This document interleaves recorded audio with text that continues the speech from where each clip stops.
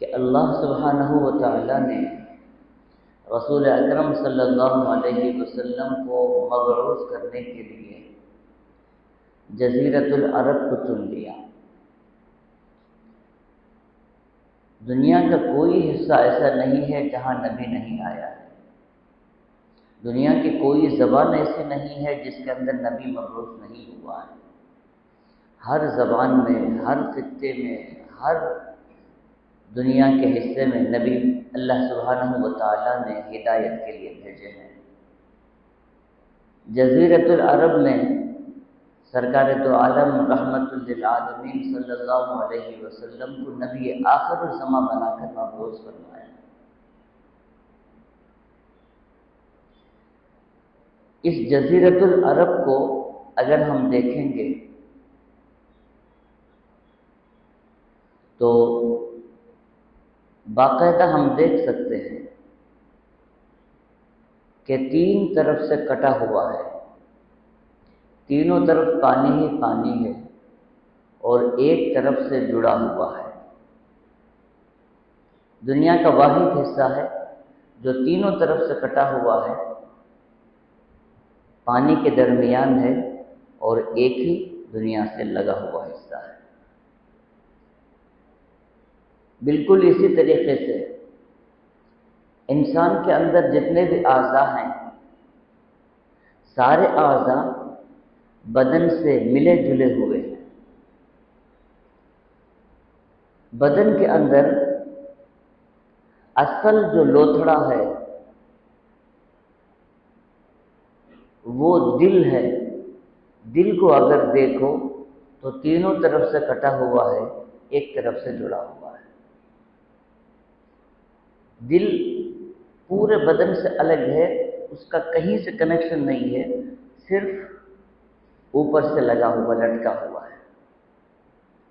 تو اس سے معلوم ہوا کہ رسول اکرم صلی اللہ علیہ وسلم سارے انبیاء علیہ السلام کے درمیان دل کی حیثیت رکھتے ہیں، اور رسول اکرم صلی اللہ علیہ وسلم جس خطے میں مبعوث ہوتے ہیں، جس زمین میں مبعوث ہوتے ہیں، وہ زمین ساری کائنات کے اندر دل کا حصہ رکھتی ہے، کیونکہ کعبۃ اللہ ہے، اللہ سبحانہ و تعالیٰ کے تجلیات کا سب سے پہلا مرکز ہے۔ اور اللہ سبحانہ و تعالیٰ نے دنیا کے اندر کعبۃ اللہ کو کہا کہ یہ میری تجلی کی جگہ ہے، اور انسان کے دل کو اللہ سبحانہ و تعالیٰ نے کہا کہ میں مومن کے دل میں بستا ہوں، مومن کا دل جو ہے وہ میرا گھر ہے، میں وہاں رہتا ہوں۔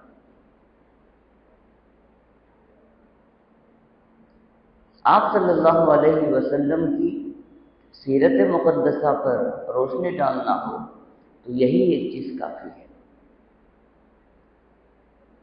کیونکہ رسول اکرم صلی اللہ علیہ وسلم کی حیثیت قیمتی ہیرے کی طرح ہے۔ آپ ہیرے کو جب ہاتھ میں لے لیں، جتنے بھی دنیا کے بڑے بڑے ہیرے جن کی قیمت کوئی لگا نہیں سکا، ان ہیروں کو اگر اٹھا لو تو آپ اوپر سے بھی دیکھو چمکدار ہے، دائیں بائیں سے دیکھو چمکدار ہے، نیچے سے دیکھو چمکدار ہے، پورے طریقے سے چمکدار ہے۔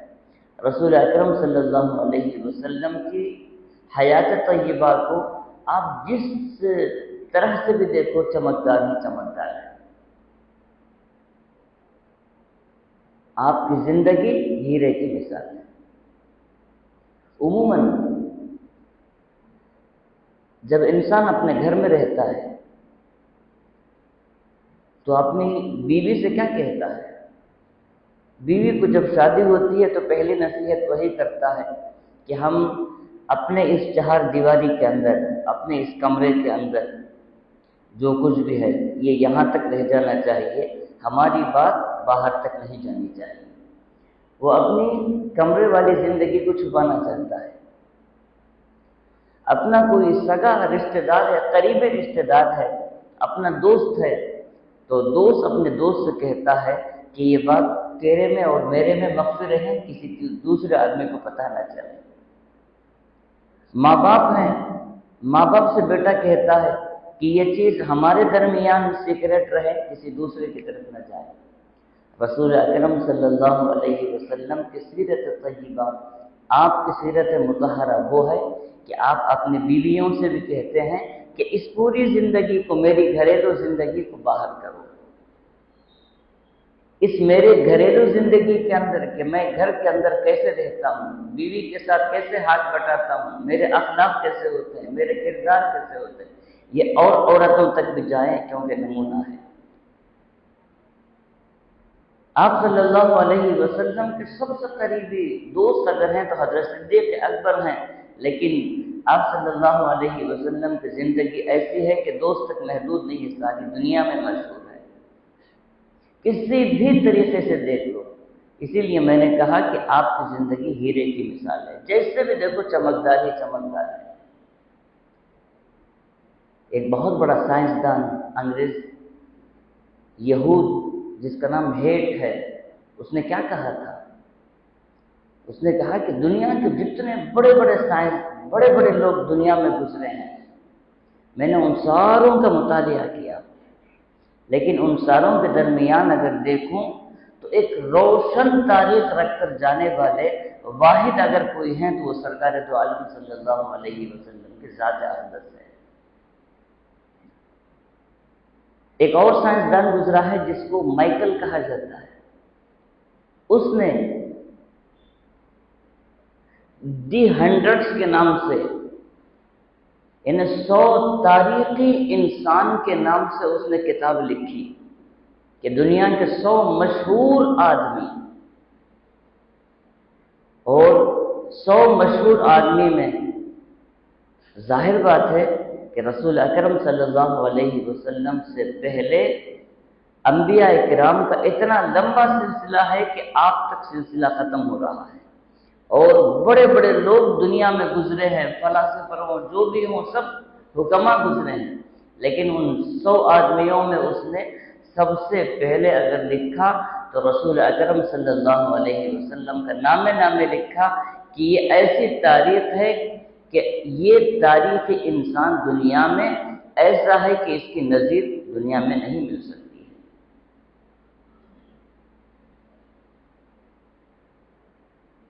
سیدنا موسیٰ علیہ السلام نبی بن کر آئے تو فرعون نے پوچھا کہ میں کیسے مانوں کہ آپ نبی ہیں؟ سیدنا موسیٰ علیہ السلام نے اللہ تعالیٰ سے پوچھا کہ یا اللہ یہ پوچھ رہے ہیں کہ میں کیسے مانوں کہ نبی ہوں؟ تو اللہ تعالیٰ نے فرمایا القِ عصاک، تمہارا عصا نیچے ڈالو، وہ سانپ بن کر، اژدہا بن کر بھاگے گا، کہو کہ یہ میرا معجزہ ہے، اور اپنے گریبان کے اندر ہاتھ ڈالو، چاند سے زیادہ چمکدار تمہارا ہاتھ بن جائے گا، کہو کہ یہ میرا معجزہ ہے۔ سیدنا داؤد علیہ السلام نبی بن کر آئے ہیں، قوم نے پوچھا کہ آپ کا کیا معجزہ ہے؟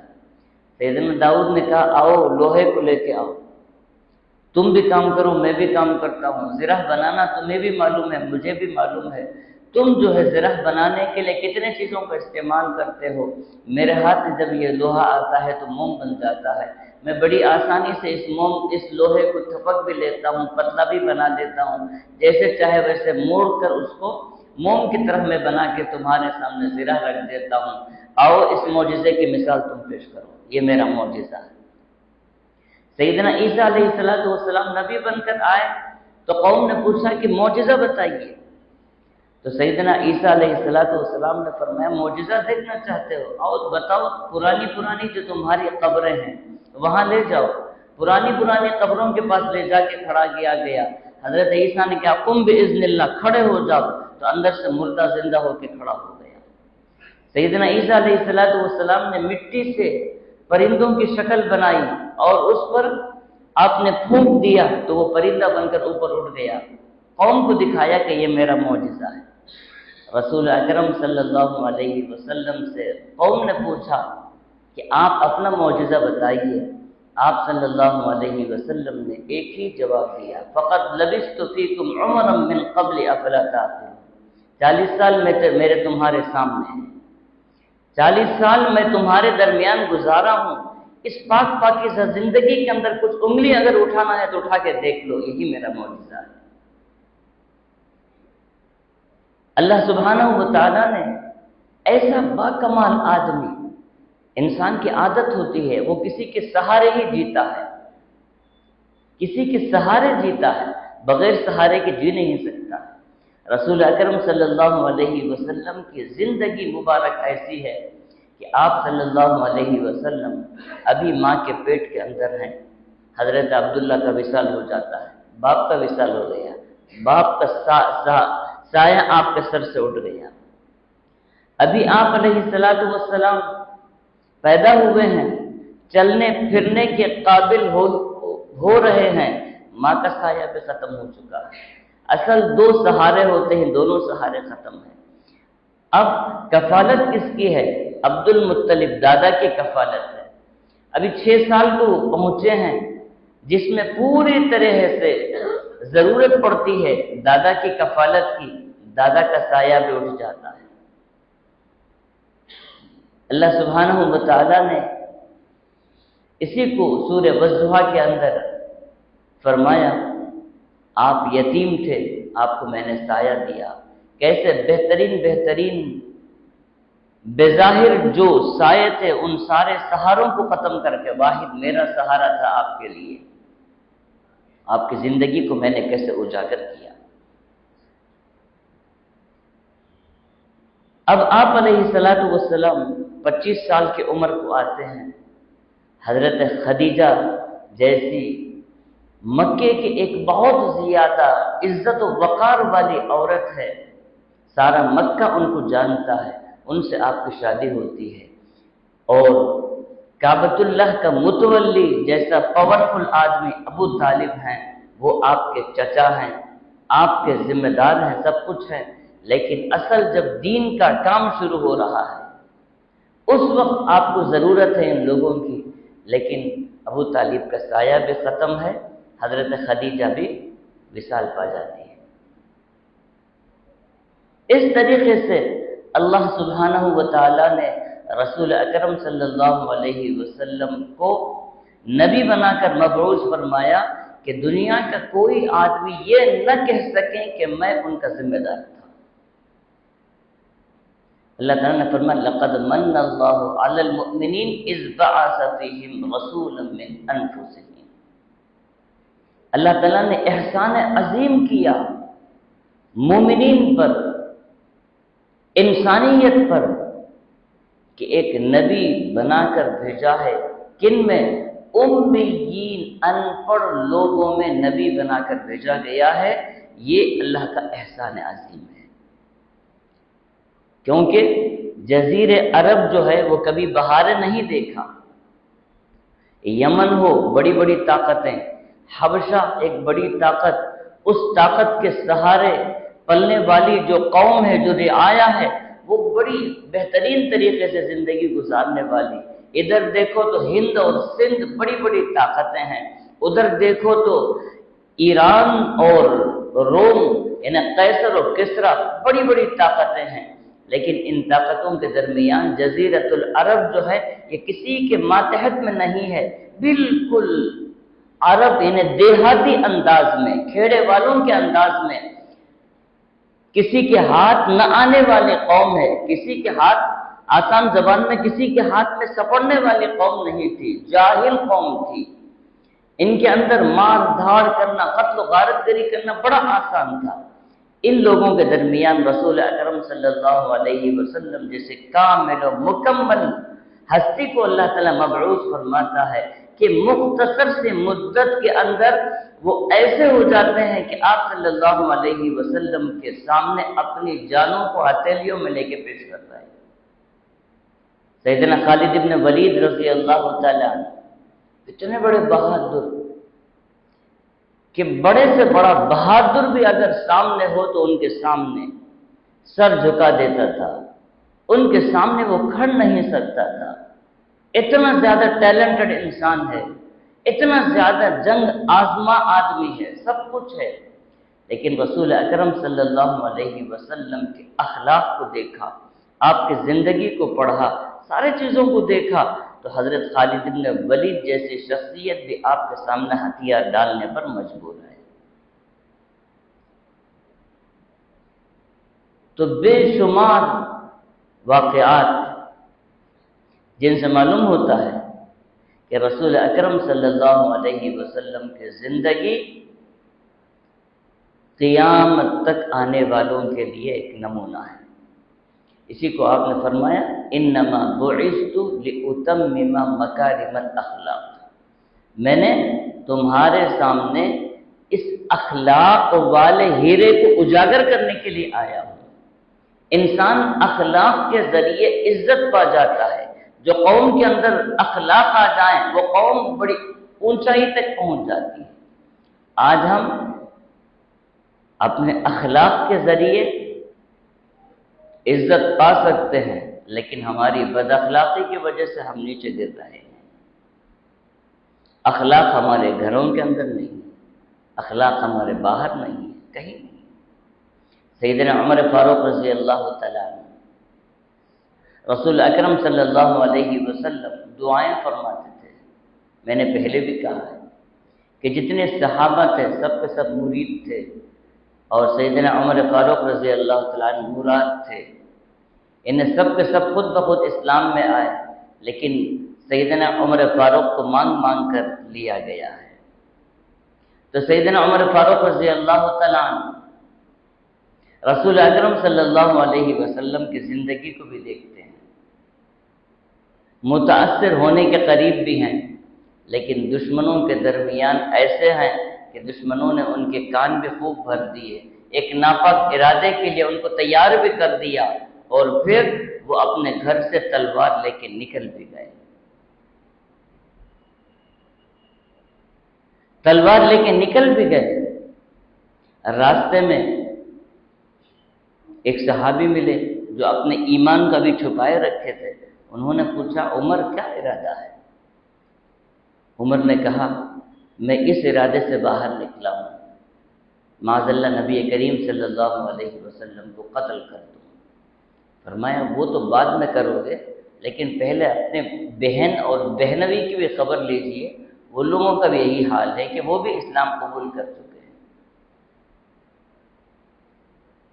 اب جب گھر کے اندر پہنچے ہیں، ماحول دیکھا کہ سارا ایمانی ماحول ہے، اسلامی ماحول ہے، تو اب ان کے تیور بدلے، سب کچھ ہوا، لیکن ایک قرآن کریم کا پرزہ پڑا ہوا تھا انی انا اللہ لا الہ الا انا فاعبدنی واقم الصلاۃ لذکری۔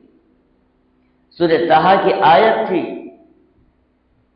یہ آپ علیہ السلام کی دعاؤں کا صدقہ تھا کہ ایک آیت نے سیدنا عمر فاروق رضی اللہ تعالیٰ عنہ کی زندگی کو بدل دی۔ سورہ طٰہٰ والی آیت تھی کہ انی انا اللہ، میں ہی ہوں جس کو اللہ کہو، فاعبدنی، عبادت کرنی ہو تو میری ہی کرو، واقم الصلاۃ لذکری، اور عبادت بھی میری ہی کرو، ذکر و اذکار بھی میرے، گن بھی میرے ہی گایا کرو۔ سیدنا عمر فاروق رضی اللہ تعالیٰ عنہ کی زندگی بدل جاتی ہے۔ تو آپ علیہ السلام کی واحد وہ ذات ہے جو ساری کائنات میں آپ جیسی مثال مل نہیں سکتی ہے، اور آپ علیہ السلام نے جن صحابہ کرام کو آپ نے تیار کیا، وہ صحابہ کی جماعت وہ ہے جو قیامت تک اس کی مثال پیش نہیں ہو سکتی ہے۔ آخر وجہ کیا ہے؟ استاد نبی کریم صلی اللہ علیہ وسلم ہیں، شاگرد صحابہ کرام ہیں، اور ان کا امتحان لینے والا اللہ تعالیٰ ہے۔ اللہ تعالیٰ نے فرمایا اولئک الذین امتحن اللہ قلوبہم للتقوی، ان کے دل کو میں نے پورے طریقے سے جانچ کر دیکھ لیا، ان کا امتحان لے لیا کہ تقوی کے علاوہ ان کے دل میں ہے ہی نہیں کچھ۔ تو اب بتائیے، ممتحن ویسا ہو، استاد ویسا ہو، تو شاگرد کیسے ہوں گے؟ وہ بھی تو نرالے ہوں گے، وہ بھی قیامت تک کے لیے ان کی مثال مل نہیں سکتی ہے۔